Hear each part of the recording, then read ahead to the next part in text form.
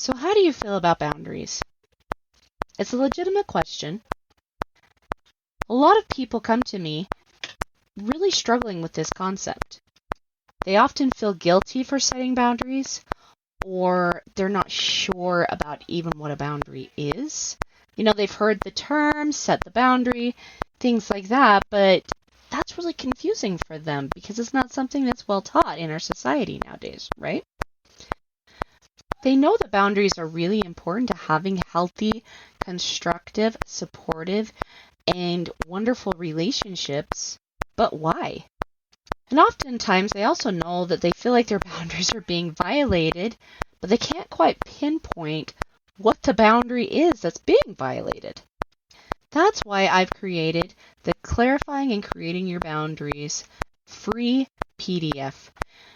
You can find out what your boundaries are, how to tune in to what the boundary needs to be, and how to effectively create and communicate your boundary so that way you stay in this place that respects you, respects the other person, but also gives you the confidence in your boundaries so that way you stop being gaslighted, disrespected, and unseen. Having your boundaries really clear gives you a voice and also helps the other person stay in accountability with themselves. So that's not a role that you have to take on anymore. So if you are ready to really have clear boundaries, to really understand what your role is in the boundary, and to give yourself some safety and some protection against people that might try to gaslight you or are just being disrespectful, go grab my Creating and Clarifying Your Boundary PDF at erinandersonthetraumacoach.com. And while you're there, let's schedule a call with me. Come have a chat with me so that way I can really help you master this particular skill, creating boundaries, clarifying the boundary, communicating that boundary, and so that way I can also help you have relationships that show up to support you, cherish you, and love you. Hey, my loves, welcome to another episode of The Other Side of the Struggle. And speaking of struggle, guys, thank you very much for being patient with me as I am learning my new schedule, getting in touch with not only the homework I've got to do, but also making sure that I get these podcasts out, that I'm with my, spending time with my family, balancing time with my coaching clients. It's all fabulous, and I love it because things are growing for me. But sometimes growth definitely feels like a bit of a stretch. We might leave some stretch marks there, and it is definitely doing that. But I just really appreciate your patience, your love of me, and coming back every single week for the next episode. Even though it might not always be out at 9 a.m., I'm going to do my best. I'm going to try to cinch up my time boundary and make sure that you're getting these episodes at a consistent time. But just know I am definitely going to make sure that I get these podcasts to you. And another thing too, I've also kind of stepped back a little bit this last week because I really feel like I wanted to up level this podcast for you, because we've talked a lot about trauma. We've talked a lot about what it takes to heal, etc. But now I really want to put this into play and into actionable things for you guys to help you completely have a mindset shift, so that way you can actually start creating the life and the relationships that you want without betrayal, letting that go. But holding on to betrayal is a whole lot like holding on to a knife. You're going to bleed out if we do. And even though somebody may have stabbed you with that knife, the harder you hold onto it, the more you bleed out and the quicker you're going to bleed. And I don't want that for you. So I'm feeling the need to just up-level this podcast again to make sure that you guys are getting really good content and that you can literally take each episode and move forward with greater clarity, greater depth, greater help, etc.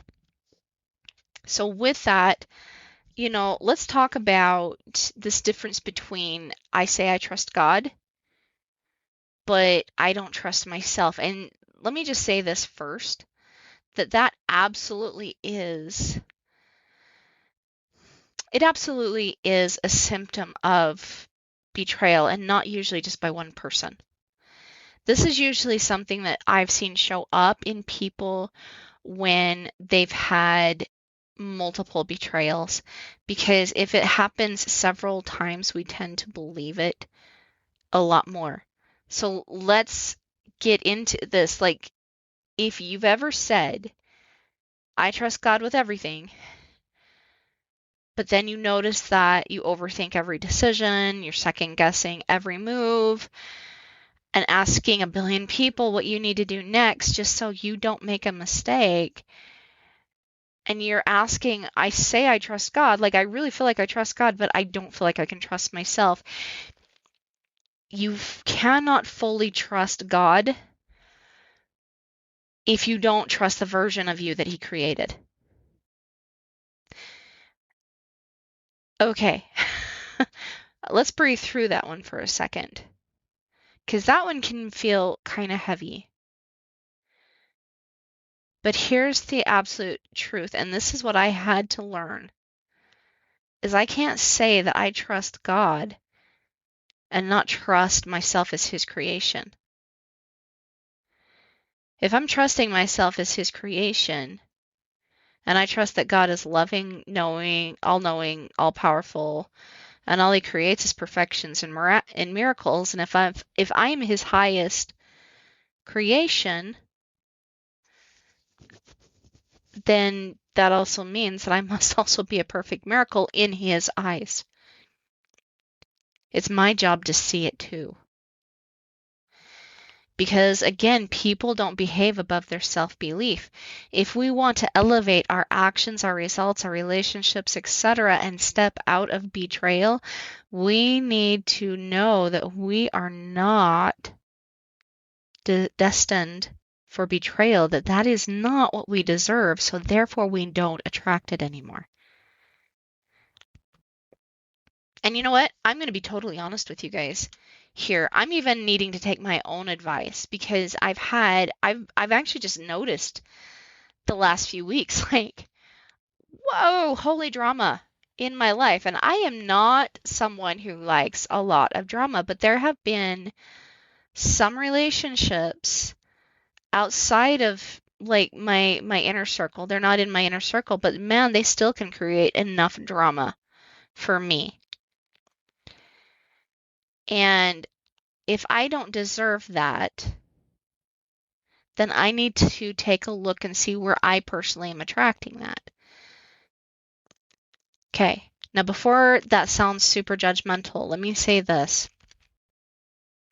It's not your fault. Kind of like this drama that keeps showing up in my life, it's not my fault.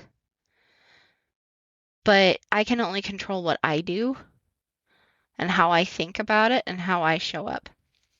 I give myself permission to be absolutely angry about the way some people have treated me, but I'm also going to own like my side of it. I am going to own what I'm going to do next, because that's what trusting God looks like to me.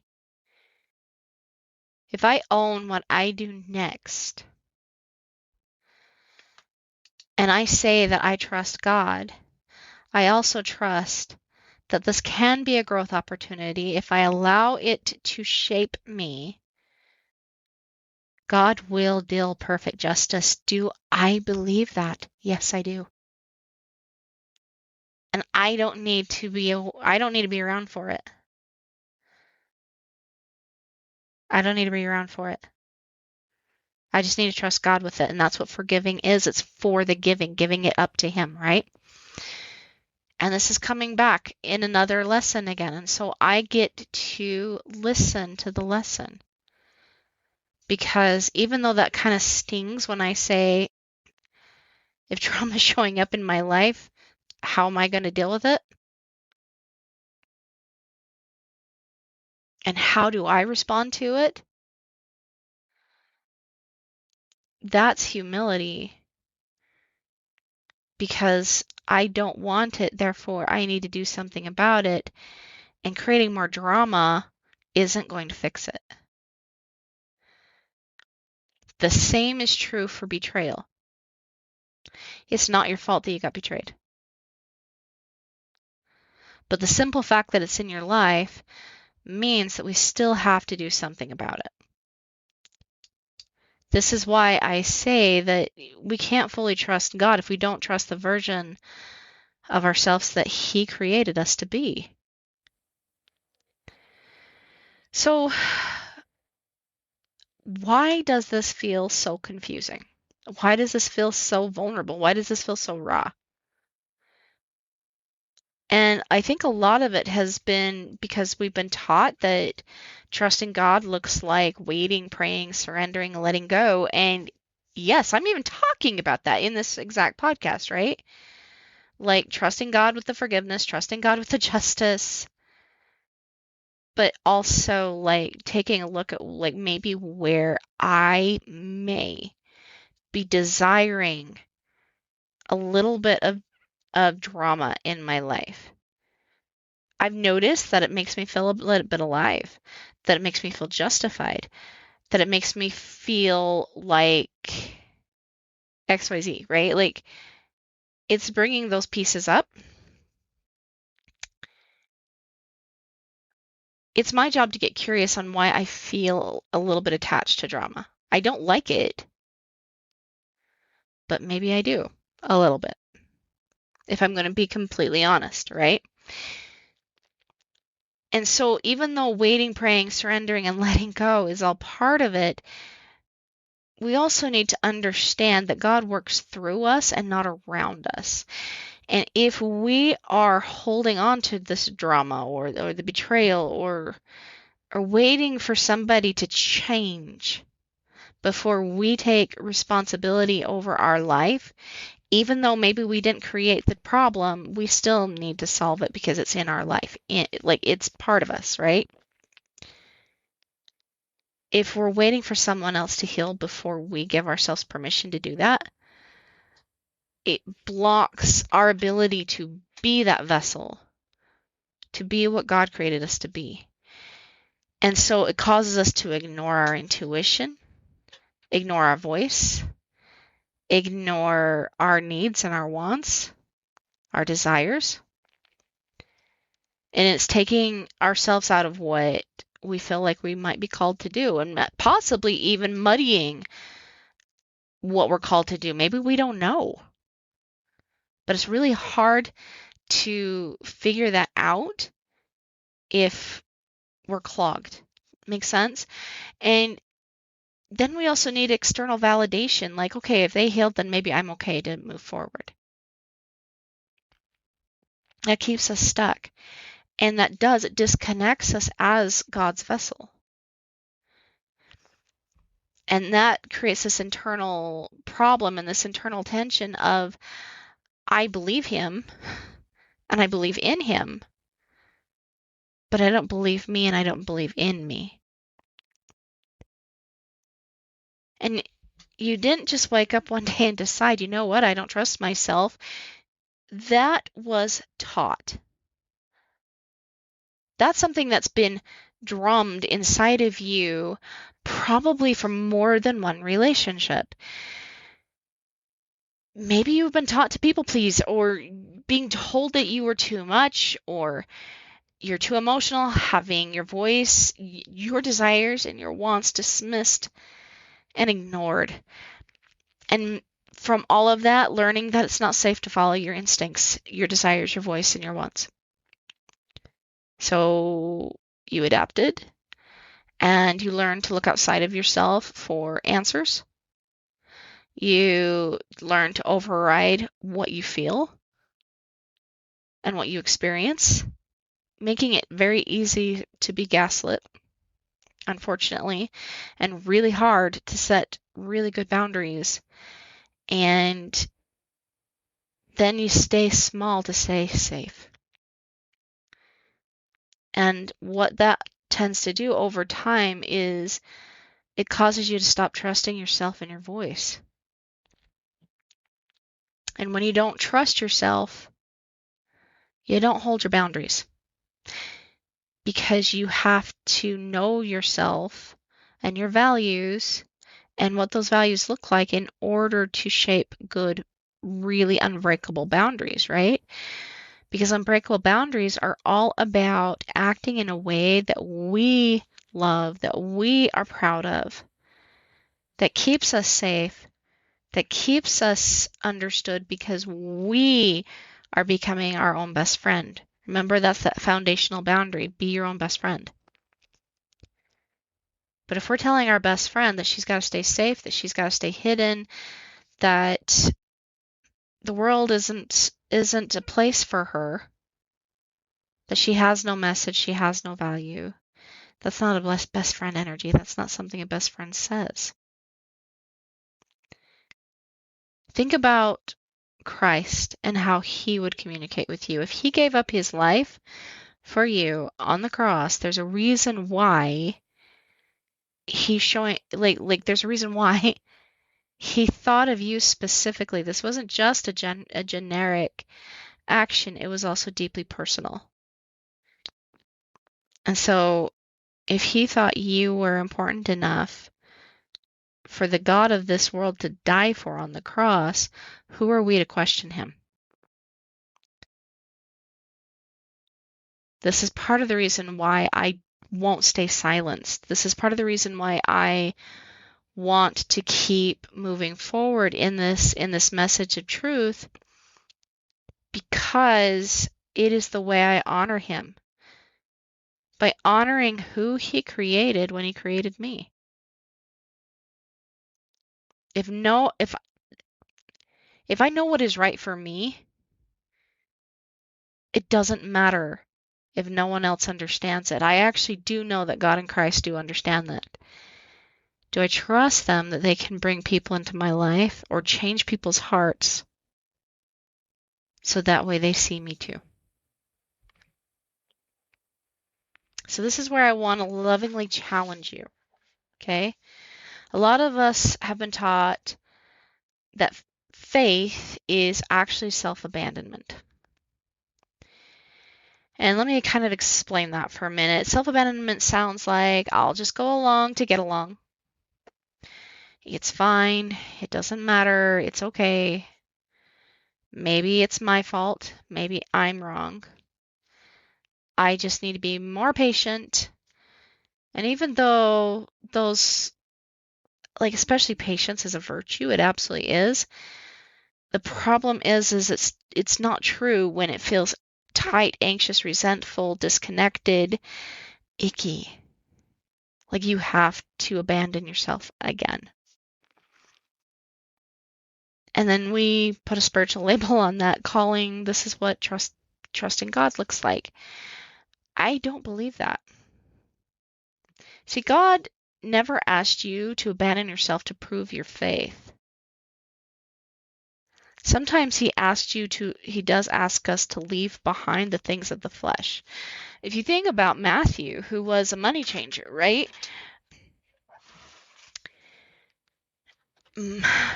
He asked Matthew to leave that all behind and follow him. He didn't ask Matthew to abandon himself. He asked Matthew to come to the version of himself that was true, the version of himself that God created. And that's what he's asked of every single one of us. That's what's required of us to truly follow him. And following him requires participation. It requires our voice. It requires ownership. And it requires us to get clear on who we truly are in his eyes. So we can voice it. We can participate in this life the way that God designed it specifically for us, in a way that makes us love ourselves and appreciate ourselves. And then also taking ownership. We'll be back after a quick break. Are you a faithful listener to the other side of the struggle? Have you loved the other side of the struggle for as long as you've been listening to it? Have you been waiting and begging for more episodes to come out? Well, good news. Come 2026, the very first part, the other side of the struggle is coming back better than ever, better than it's ever been, just for you listeners.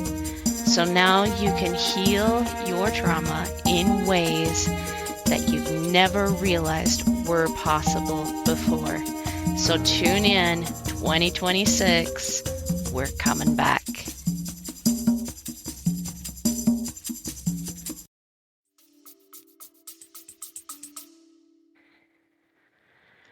Also, your emotions are the voice of your self-compassion. I've said that so many times. I'm going to say it again, though. Your emotions are the voice of your self-compassion. They are the bridge between your conscious and your subconscious. They get what's in the subconscious into the conscious mind, so that way you can learn truth and take action on truth. So they're not something to suppress, they're something to simply listen to. Because your emotions are usually the first signal that a boundary is needed. So instead of asking, why do I feel this way? Maybe try asking, what is this showing me about what I need? Maybe what I'm trying to ignore, right? Like this whole drama thing with me.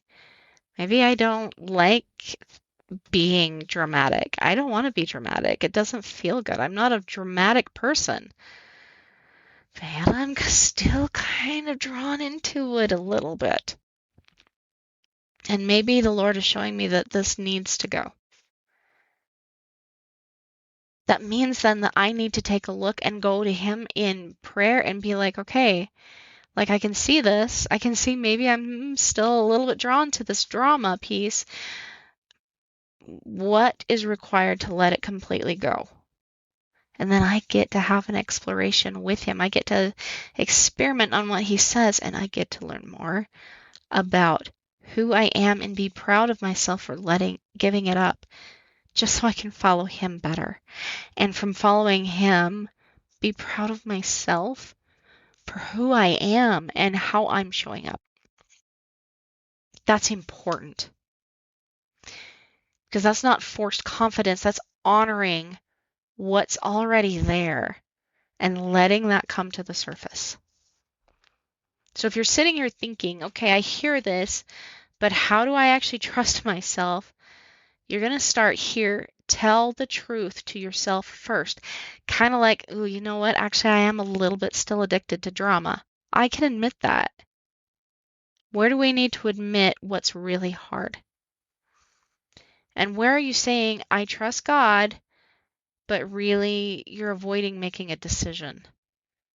A decision to say, okay, maybe I don't understand where I'm still connected to drama, but I feel it and I feel like this desire for it. So what do I need to do? What are my next steps? And taking that to the Lord. So that way He can teach you what you are and who you are, right? This is going to be a next level, up level for me once I let this go. Because it's a lot like a stepping stone. It's a lot like taking those blocks, like this drama block inside of me, and putting it down on this path and stepping on it. Because going higher requires stairs.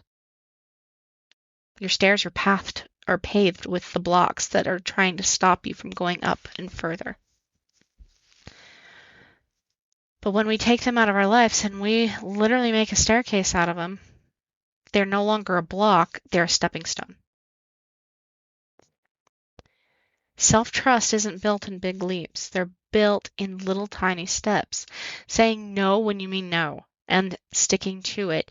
Speaking up when it feels uncomfortable. Following through on what you said you'd do. And sometimes that's hard. especially when you're stuck in trauma. But advice is fine, but needing permission to show up authentically, live your life authentically, this is where you start to lose yourself. And instead of asking, what should I do? You start to ask instead, in order for you to live an authentic life, you start to say, who am I committed to being? No matter what. And that's the question of the boundary. Who am I committed to being? Because when you decide to be that person, I am a woman who trusts myself, your decisions start getting really clear. So trusting God doesn't mean I do nothing and hope it works out. It means I trust that He placed wisdom, discernment, and intuition inside of me. He placed the very best of Himself in me. He created me out of love, respect, and honor. He loves, respects, and honors me because He knows what He created, and He's in awe of that creation. And I'm going to use that. It's co-creation. This is what alignment looks like. And it's I move and trust that God will guide my steps. So if you've been feeling disconnected from yourself and you've been questioning your decisions and wondering how you should move forward, but maybe you actually do know how, you're just scared to take the steps. If you've been wondering why things feel so hard, it's probably not a faith problem in God, but as much as it is a faith in yourself. And in truth, it takes faith in God to have faith in yourself. Faith that He did put inside of you everything that you need to live this life at the very best that it could be lived. It's our job to trust Him to hold us, especially when we don't know where our next step is going to be. And learning from those steps and trusting ourselves with the next one and trusting that God is with us and that sometimes He's going to carry us across things that are deeper and harder. Because that's something you can rebuild. One honest moment at a time, one authentic decision, one aligned decision at a time, and creating every single boundary along the way. That's what that looks like.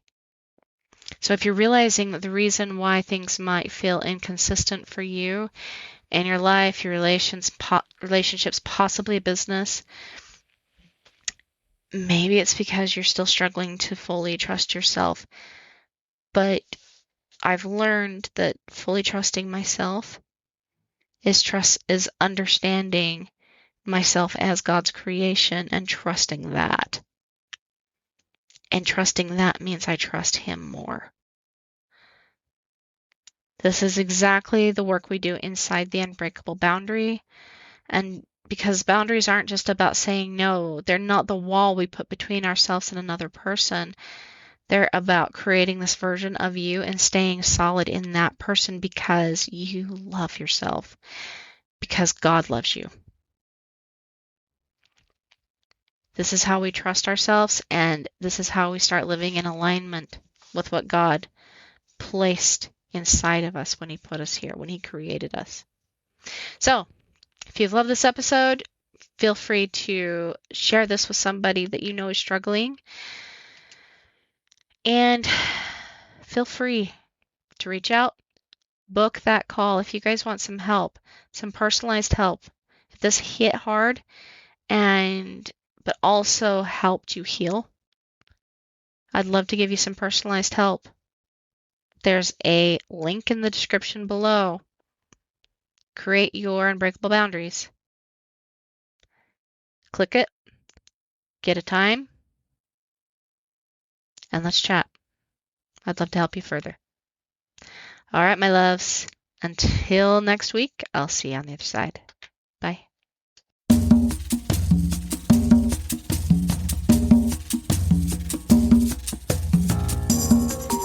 Hey guys, thanks so much for hanging out with me today and listening in on this podcasting episode. Don't forget to tune in next week. It's gonna be